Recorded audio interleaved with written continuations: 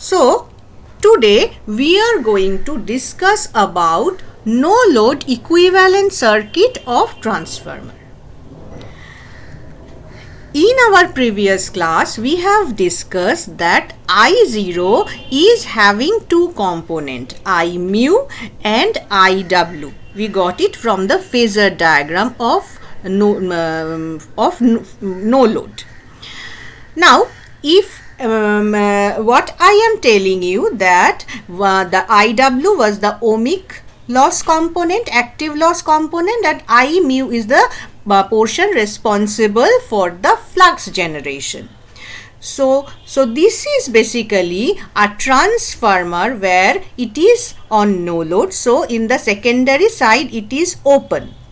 Now this is the primary side. V1 is presented here on the primary side.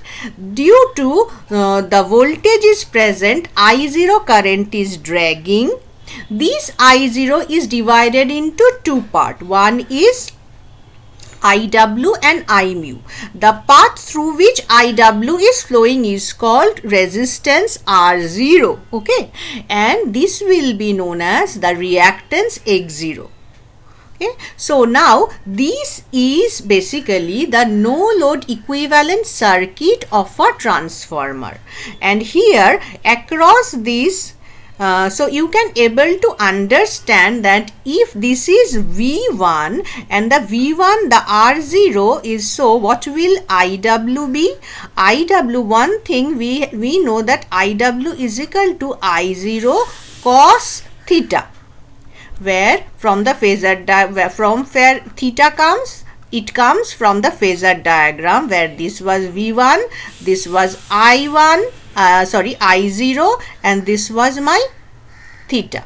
So we have discussed it in the previous class. Now another thing you can able to, from the parameters of transformer, this relation is coming from the phasor diagram, but from the parameter of the transformer you can able to write that IW is basically V1 upon R0, right? Can we write? Yes, ma'am. Yes. So from the parameters of the transformer you can write it in this way. So it is also, this is a equation, this is also another equation, right? And similarly I mu, from the phasor diagram we found that this is I0 into sine theta, that we have discussed in our previous class. Now similarly from the circuit from the V1. yes, it will be V1 by X0. This you can also write, right? Another thing we discussed in our previous class, that this I0 is actually I W square plus I mu square under root. This is also the fifth equation we have discussed. So from here also you can get what you can get.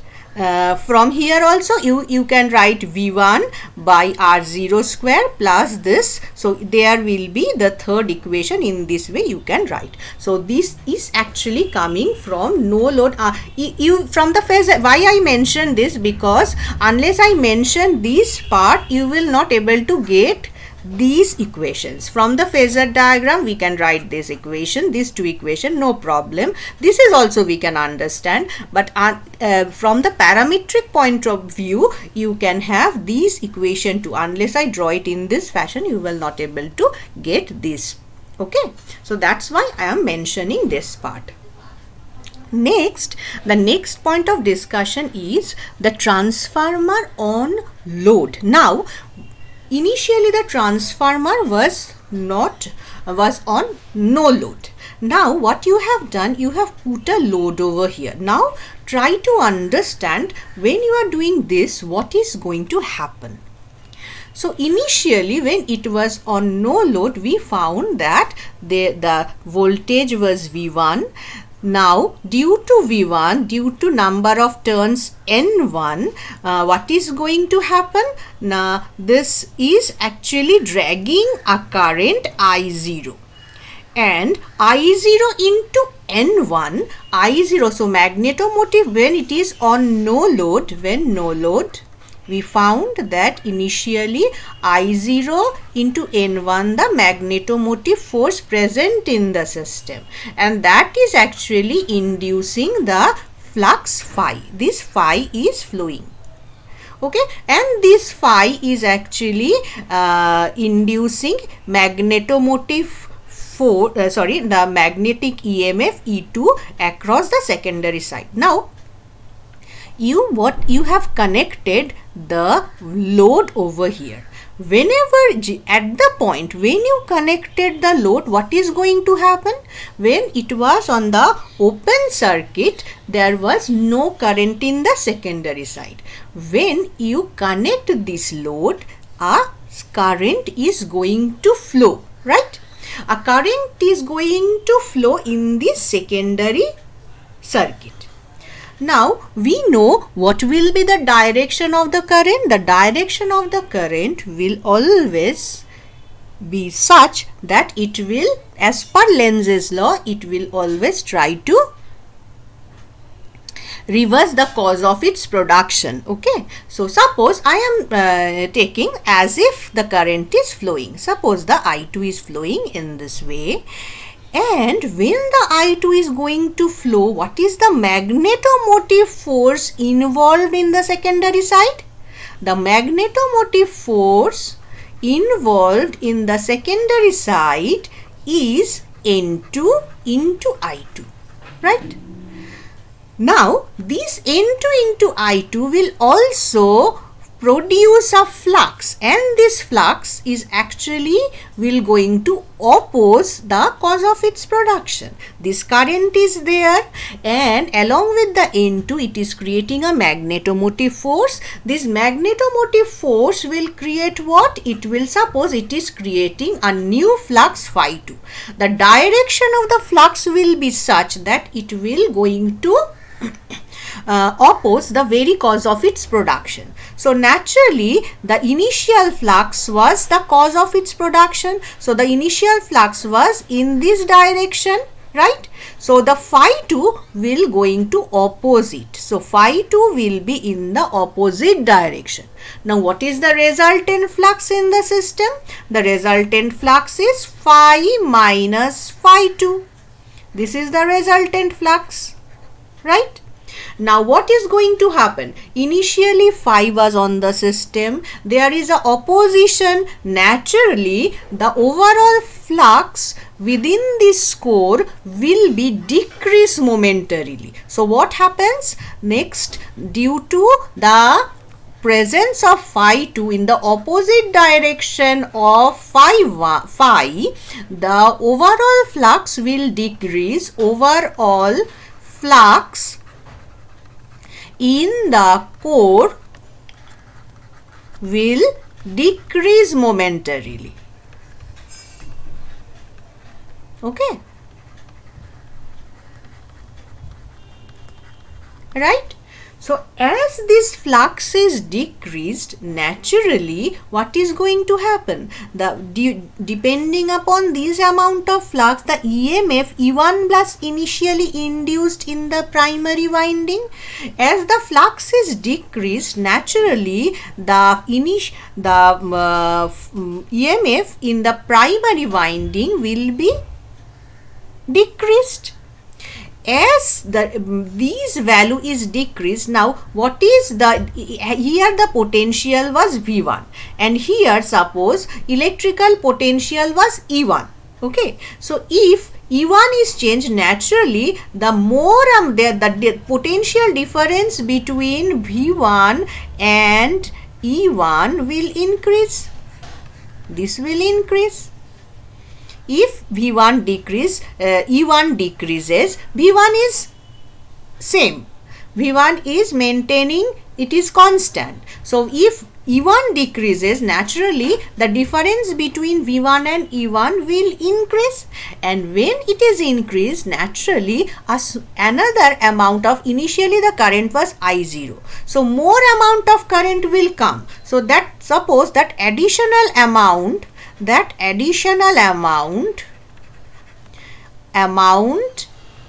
consider that additional amount of current due to the change in E1 is actually I1 prime or I1 dashed. So additional amount of current I1 dash is now coming in the circuit. Okay, so initially it was I0, so due to the reduction of E1, I1 dashed new current is coming. So what is the amount of current over here? Now the amount of current is I1 dashed plus I0, that is dragging from the source. Okay, so naturally there will be a change. What was the initial magnetomotive force? It was only I0N1. Now what will be the new magnetomotive force? It will be this plus this into N1. So what is the additional magnetomotive force incurred in the system? Additional MMF in the system in this new situation will be I1 dashed into N1. Okay, now it is going to produce a flux again in this direction, a new flux. A new flux it is going to produce, suppose phi 1 dashed or phi 2 dashed, whatever you want to write it as phi 1. So it is actually producing a new flux phi 1, additional flux phi 1. Additional, this is additional flux. Okay, phi 0, additional flux phi 1 due to this part is here. Now these phi 1 and eventually these phi 1 and phi 2 they are basically same, because it actually appears due to the effect of I2. Okay, so as per that action reaction, finally they will cancel out each other and this flux will be then again maintained in the system. Okay, so in this way the whole thing after finally, so what is happening? So if in the primary side we are getting that I along with I0, I1 dashed is also coming in the system. Though initially there was a drop, momentarily there was a drop of flux, but afterwards the flux is also coming to the same value, that means initial value, that is equal to phi, and I2 is coming on the secondary side. I2 current is flowing in the secondary side. Is there any problem, or I will go to towards the next topic, or I have to explain it once again?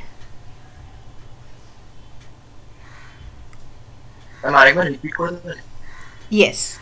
Okay. So actually when the transfer, where is the problem? Can you tell me so that I can explain it betterly? Then the last part. The last part, what is happening? The last part means you can understand when there is a load, the load is actually taking a current I2. The I2 is connected with into the thing, that magnetomotive force it is actually producing, that creates a flux in the opposite direction of the initial flux. Now what is going to happen? Momentarily the amount of flux decreases because a new flux is coming in the opposite direction. Naturally the overall flux is going down. When the overall flux is going down, in the primary side the EMF, which was actually E1, now naturally the amount of flux is going down. Naturally the induced EMF is also going down in the primary side, so E1 is going down. Now when E1 is going down, the difference between, we know current flows dependent upon the potential difference. So V1 and E1 changes. This increases. Naturally the amount of current will flow more in the primary winding. And what is the additional amount? We take that additional amount as I1 dashed, along I0 was there, but now new amount of current, that is I1 dashed, is flowing within the circuit now. Okay. Next is now due to the new amount of current, there is a interaction of I1 and N1, naturally there is a new amount of magnetomotive force which is actually creating certain amount of flux phi 1.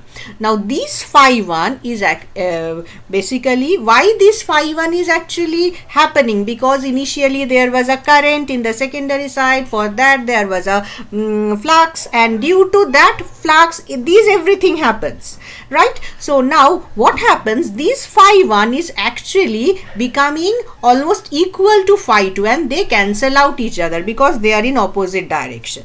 And when they cancel out each other, this phi 1 and phi 2, what happens, the remaining flux in the core becomes phi only. So what happens finally, what the thing we got that in the secondary side I2 current is flowing, within the core the phi amount of flux is flowing, and in the primary winding total amount of the phasor summation of I1 dashed plus I0 is flowing. Now is it clear? Yes, ma'am. Ma'am এই জায়গাটা আরেকবার repeat করবেন, কোন জায়গাটা, which one? Last যেটা বললেন। Acha, if I am trying to say that you just think of the sequences. The sequence is actually, if one is dependent on other. Kibhabe dekho, initially there was a current I2. So initially when there was a current I2, it actually produces a flux phi 2. Now what is the direction of the flux? The flux is opposite with respect to the initial flux. So there is a reduction of flux. Due to the reduction of flux, the EMF induced in the primary side get lowered. Now when V1 is constant but E1s get lowered, the difference between V1 and E1 increases. Okay, and when it increases, naturally more amount of current is coming. What is the more amount of current? I am considering that more amount is how much more? Now I1 dashed additional with I0. I0 was initially coming to maintain the losses of a no load. As it is, there is a load, naturally the I1, due to the load presence of load, I1 dashed is also coming along with I0. So naturally the new current is this is not a simple algebraic summation, this is actually vector sum or phasor sum. Okay, now so finally what is actually happening, this amount of current is flowing in the primary circuit, this amount of current is flowing in the secondary circuit. Now due to the additional amount of current here, naturally the magnetomotive force increases here. So this magnetomotive force will create another amount of phi 1 F. So what is the total amount of, initially it was almost phi, it was suppose it was phi almost, and phi 1 now additional amount of phi 1 is coming, and this phi 1 is actually equal to phi 2, but they are in opposite direction. So as it was present, this phi was decreased. The core within the flux, due to presence of it, was initially decreased, but when opposing force is present here again to nullify this part, naturally the phi will be remain constant. So the phi in the system is now prevailed. Okay, these two will be actually cancelling each other. Clear? So now the final thing is coming, that I2 in the secondary side, this in the primary side, and phi in the core. These three things will be coming in the circuit. Understand? Okay, let's me try to explain it with the form of phasor. I think it will be clear, more clear. Just think, when we are in the no load, what was there? We discussed that initially we have given V1. Now due to V1, we found that there was a I0. Okay, this was theta. So the component of I0 is actually giving us flux. So flux was here. It is on 90 degree, lagging with respect to the V1. Okay. Afterwards, due to rate of change of flux, we got E1 and E2. E1 in the primary side and E2 in the secondary side, and so they are actually lagging the flux by 90 degree. In this way, we draw the no load phasor. Now here we are taking the I2, right? So we are making it on no load, making it on load. So what is going to happen? So we are getting a current I2. So I2 is flowing in the secondary depending upon the load. Now what is happening? There is a E2. So where is E2? E2 is here, right? E2 is here. This line is actually giving you E2. So if this load is simple resistive load, the I2 will be in phase with E2. If it is a inductive load, then the I2 will be lagging with respect to E2. And if this load is capacitive, this I2 will be leading with respect to E2. Is there any confusion? First tell me.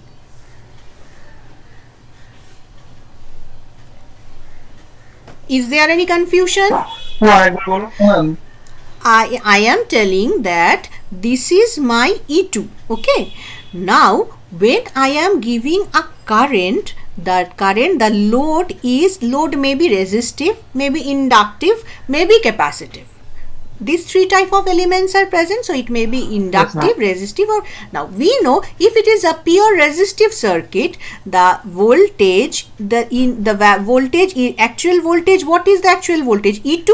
Due to E2, current I2 is flowing. So if it is a resistive load, then there will be no phase difference between E2 and I2. So I2 will flow in the same phase with E2, right?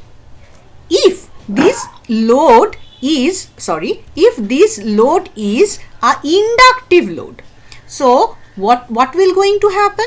I2 will lag E2, right? So I2 will lag E2. That means it will be here somewhat here, I2.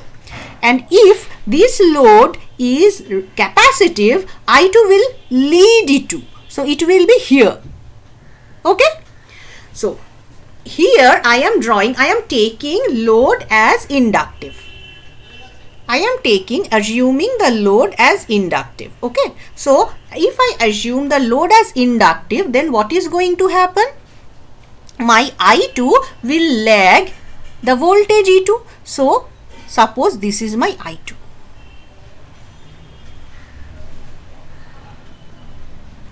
Clear? This is my I2. Okay. Now what is going to happen here? When the I2 is flowing, what we found? We found that there is a flux there. So what is the magnetomotive force associated with the secondary? It is I2 into N2. And due to that, a flux phi 2 is going in the opposite side, right? Now this phi is actually the overall flux is reduced. Due to that, this E1 is reduced. Due to reduction of E1, naturally along with I0, another amount I1 dashed additional current is coming, that we have discussed. Now, as additional amount of EMF, what is EMF? New EMF, additional amount of EMF is coming in this system. This is actually N1 into I1 dashed. N1 into I1 dashed. Okay.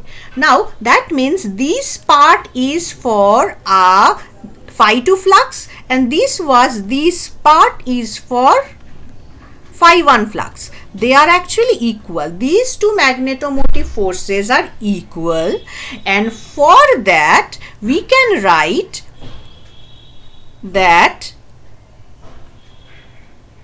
I1 dashed is equal to I2 into N2 by N1. Okay. I1 dashed equal to I2 into N2 by N1. This N2 by N1 is known as transformation ratio. This is known as transformation ratio, and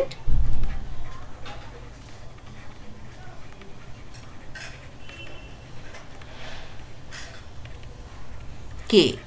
Okay, so we can write it as I2 dashed is equal to K into I2, where K is basically ratio of secondary turns by primary turns. So if I want to draw the phasor diagram of I2, how can I draw? If this is my I2 and this, suppose this I2 is lagging with the angle lambda, suppose. Okay, so this I1 dashed will be just in opposite 180-degree out of phase of with I2, and the proportion will be K into I2. So if it is K, and if you know the ratio of N2 and N1, you can able to get the value of I1 dashed in the primary side. So this will be my KI2. Sorry, KI2. What is KI2? It is nothing but I1 dashed. Now, so I1 dashed is there and I0 is there. So what you want to do? You want to get the resultant. What is the resultant? The resultant is the overall current flowing in the primary. So what is the overall current? This is the I1 current. So the phasor representation of this and this actually giving you the primary current I1 in the circuit. Should I repeat?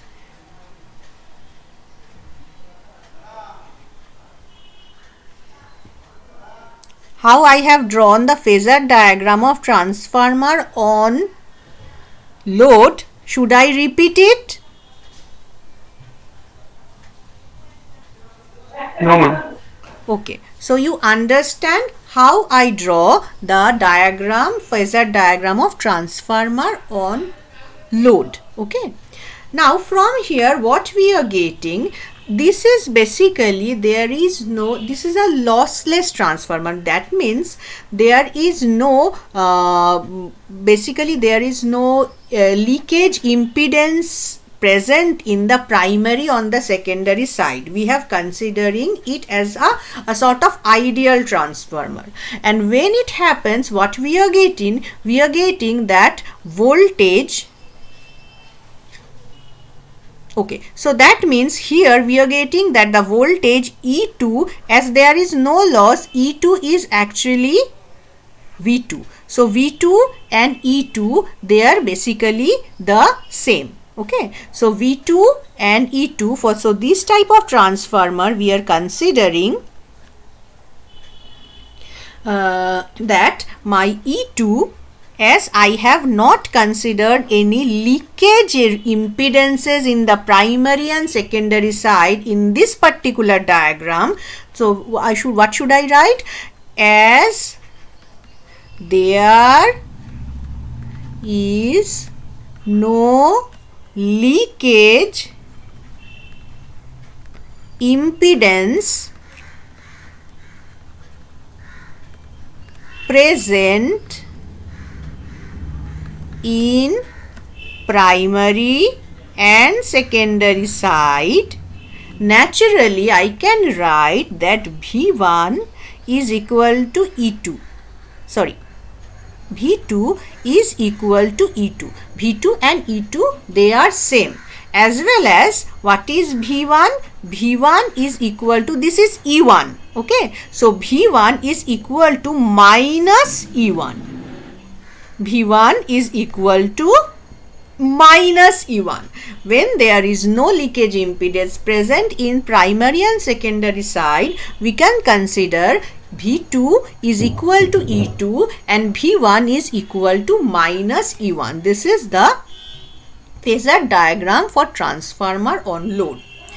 Next is Now in this diagram I am trying to consider the leakage impedances. So what are the leakage impedances? Here you look, there will be no impedance, that means resistance and reactance present in this winding, but here there are resistance and reactance present in this winding. So if it is a source, there is in between the core and the voltage V1 you are getting a resistance R1 and X1, and between the here, so this will be my N1 turn and EMF induced is E1.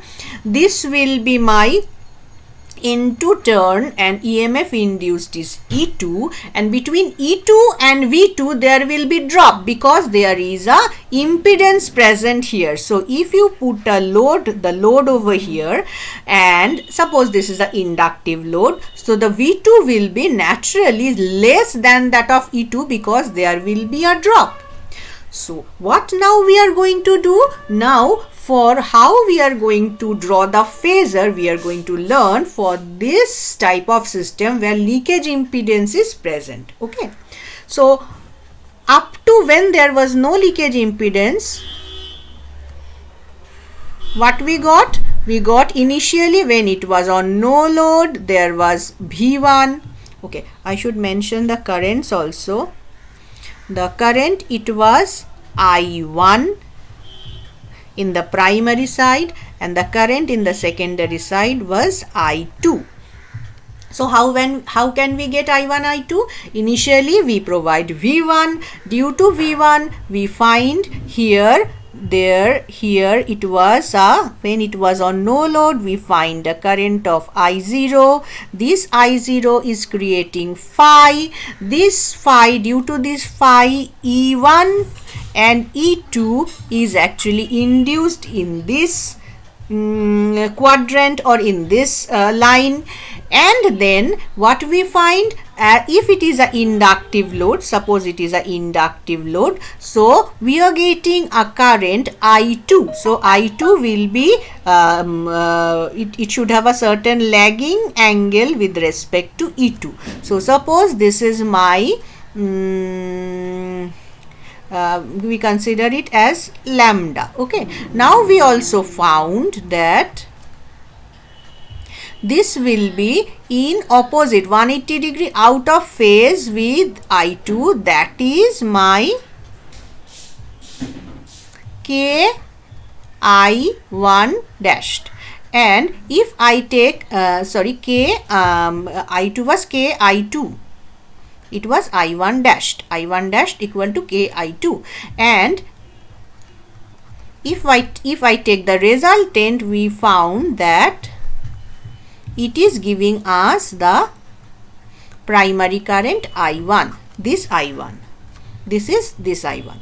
Now when this I1, now what here is going to happen, initially when there was no loss, we found that the relation between V2 and E2, what was the relation between V2 and E2?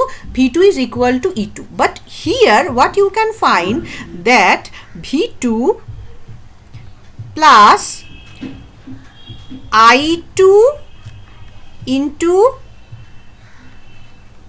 R2 plus J X2, this V2 plus this equal to E2. So when for the leakage is there, that means E2 is more than V2. So what is V2? What is E2? V2 plus this drop. So V2 plus this drop is actually E2. So if I draw the relation over here, how can we get from here? We need to get the value of V2. How we will get it from the phasor diagram? Suppose the value of V2, as there is a inductance also present, naturally V2 will lag E2. Okay, and how we will find that? That it will be this part I2 into R2, and jx2. This will total give you the value of E2. So you just extrapolate your thought in this way. Suppose if this part is E2, suppose this is your E2, maximum value of E2, naturally the I2 into jx2 will be, it will be the resultant. E2 is the resultant. So this part is perpendicular, this is actually the I2. So one will be in parallel with I2 and another will be in perpendicular to I2 R2. So this part I can write it as I2 into R2 and this part is I2 into x2. These two, so if V2 is this, V2 may be this. This is my V2. This is my V2. And V2 along with I2R2 and I2X2 is making the value of E2. So this part is the phasor diagram of this expression. Another thing we have to do, what was that? That initially we know that V1, if it is, there will be no leakage, V1 is equal to minus of E1. But here what is going to happen? That there will be a difference between V1 and E1. So what is that difference? The difference is V1, obviously V1 is more, and this value of V1 will be equal to minus of E1 plus I1 R1 plus jx1. Okay, so here this cannot be V1. This may be, as the V1 and E1 differs, naturally what I have to write? I have to write it as minus of E1.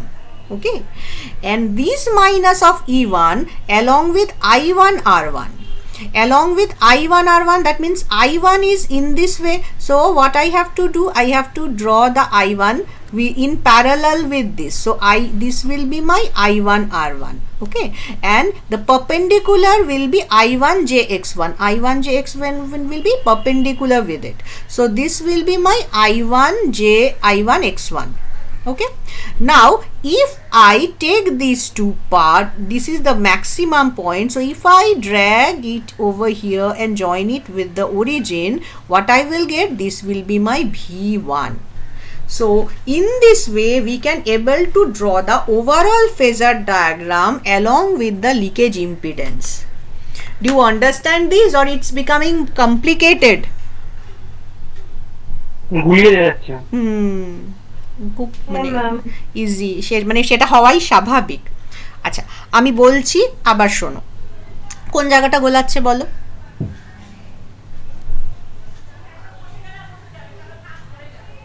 আমি secondary সাইডটা, জায়গাটা একটু বেশি ওটাকে ভাবতে হয়, প্রাইমারিটা বলছি।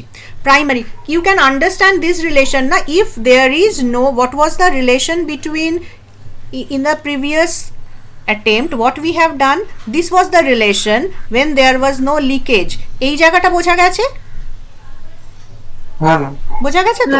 এবার দেখো আমরা কি করছি, আমরা কি করব, এবার আমরা বলছি যে V1 R E1 is not equal. V1 and E1 is not equal. Magnitudically they are not equal. Why? Because there is a impedance between them. If there is a impedance, you can understand that this V1 will be more, there will be a drop less, naturally the amount of current is less, naturally the amount of flux is less, naturally the E1 is less, right? Yes? আচ্ছা, এবার তাহলে দেখো এই অবধি বোঝা গেছিল আমাদের, up to this বোঝা গেছিল, I1 অবধি বোঝা গেছিল।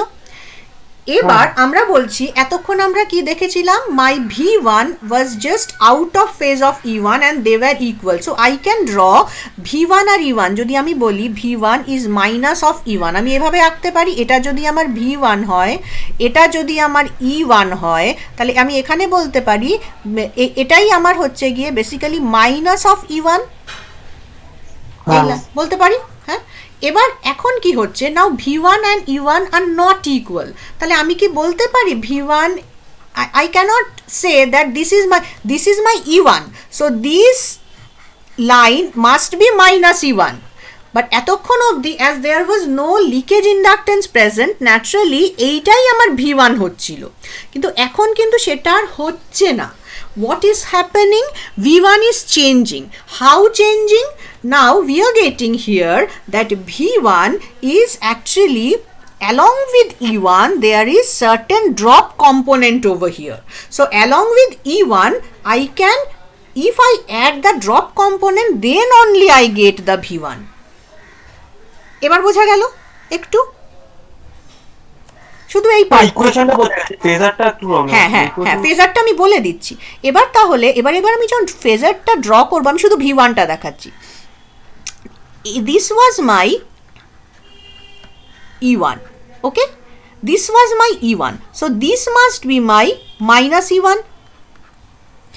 এবার এটা যদি মাইনাস E1 হয়, এবার আমার কারেন্ট, এই যে এখান থেকে আমি এঁকেছি, আমার কারেন্ট I1টা কি, রেজাল্টেন্ট কারেন্টটা এটা, this was my resultant current I1.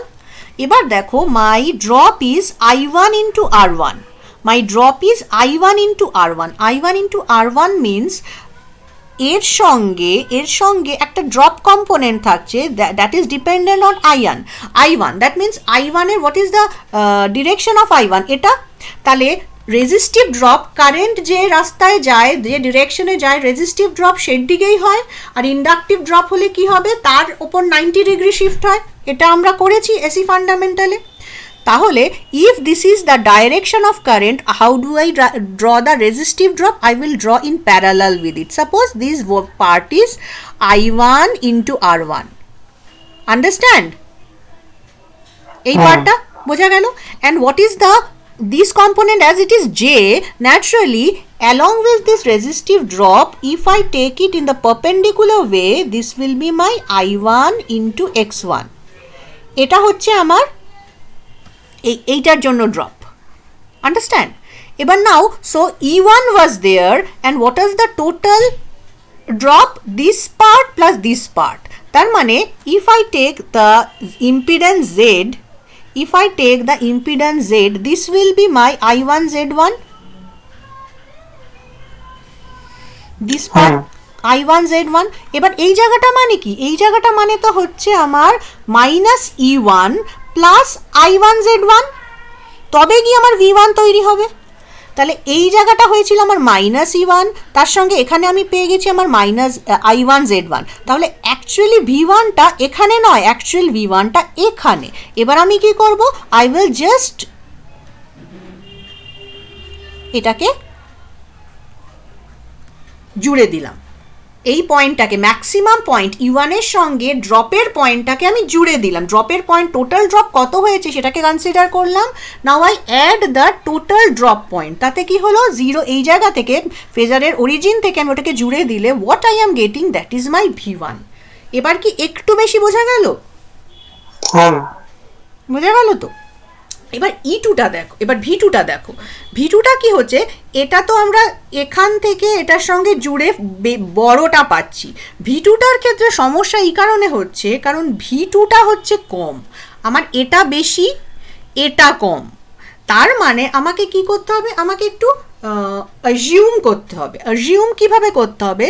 ঠিক যেমন মানে ফাইনালি ব্যাপারটা হবে, ইফ এখানে যদি আমার V2 থাকে, তার সঙ্গে I2টা এর সঙ্গে প্যারালালে আমি I2 R2 এদিকে ড্র করে তার সঙ্গে পারপেন্ডিকুলারলি I2 X2 ড্র করলে যে ম্যাক্সিমাম পয়েন্টটা পাবো সেটাই অ্যাকচুয়ালি আমার E2 হওয়া উচিত. এবার আমার কাছে আমার কাছে এইভাবে থাকবে না, আমার কাছে E2টা থাকবে. এখান থেকে আমাকে একটু কায়দা করে V2টা বার করতে হবে. That means the V2 will be a lesser value than the E2.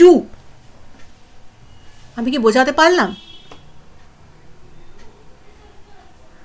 না? এই জায়গাটা আবার বললো, মানে এখানে আমি বলতে চাইছি এইখানে জিনিসটা ইজি হচ্ছে এই কারণে, কারণ আমার কম জিনিসটা আছে, তার সঙ্গে ড্রপটা যোগ করলে আমি ফাইনাল যে আউটপুটটা পাচ্ছি V1 is obviously, you can understand V1 must be greater than E1. But এই কন্ডিশনে দেখো E2 is greater than V2, তাই তো? এবার তোমার কাছে আছে এইটা, তোমাকে বার করতে হবে এইটা, তাহলে তোমাকে তো কমাতে হবে, হ্যাঁ ম্যাম। ঠিক তো? কিভাবে কমাবে? তোমাকে ওটা ম্যানিপুলেট করতে হবে, মানে তোমাকে কি বলবো, ইন্ট্রাপোলেট জিনিসটাকে এমনভাবে করতে হবে যে ধরে নাও দুটো ফাঁকা দুটো পয়েন্ট আছে, তার মাঝের পয়েন্টটা কি হবে তোমাকে অ্যাজিউম করতে হবে। তোমার কাছে কি থাকছে? তোমার কাছে E2টা আছে, ম্যাক্সিমাম পয়েন্টটা আছে। আর ড্রপগুলো তুমি কিভাবে কনসিডার করবে? ড্রপ হচ্ছে গিয়ে একটা হচ্ছে perpendicular with respect to I2R2। I2R2 তুমি কি করে পাবে? I2R2 will be in parallel with I2। এবার এই তিনটে কম্পোনেন্ট দিয়ে তোমাকে V2টা অ্যাজিউম করতে হবে, মানে তৈরি করতে হবে ইন আ ফেজার। তোমরা একটুখানি বই টই বা ভিডিও লেকচার আরেকটু দেখো, যদি অসুবিধা হয় কালকে আমরা এই জায়গাটা আরেকবার করে নেক্সট পার্টটায় যাব। ঠিক আছে ম্যাম। ঠিক আছে, একটু দেখো, এটা সবার প্রতি আমি বুঝতে পারি এই জায়গাটা আমাদের নিজেদেরই খুব অসুবিধে হতো ছোট যখন আমরা নিজেরা পড়েছি, তো ন্যাচারালি তোমাদের তো অসুবিধা হবেই। তোমরা একটু দেখো, দরকার হলে কালকে আমি আরেকবার বলবো এই জায়গাটা, বলে তারপরে আমরা অন্য জায়গায় যাব, ঠিক আছে? ওকে হ্যাঁ ম্যাম। ওকে। হুম।